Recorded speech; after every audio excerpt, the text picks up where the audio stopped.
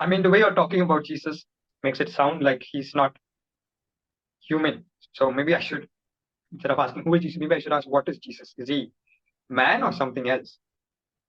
Okay, so Jesus is God in flesh.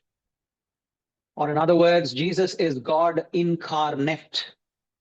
The technical term is ensarche, which means God wrapped up or wrapped around like a cloak in human flesh.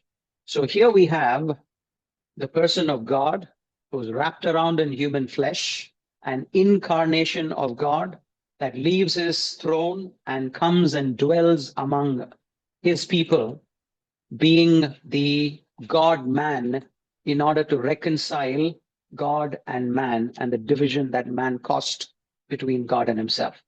So before he was God, but then he became man. So he's not God anymore, but he became man and went back to being God, or he stays man. Like, what's happening? Right. Thanks for asking for clarity on that. So I use the word incarnation, which is actually the birth of Jesus Christ, and which is the central theme of what Christmas is. So God is eternal. By definition, God has to be eternal. God has to be infinite. So the eternal God decides to come into this world that he created as man. And so he wraps himself in flesh, quote unquote, in a figurative poetic sense. And then we would say God has incarnated. The idea of incarnating is an idea that is also found in some Indian or Eastern traditions and religions.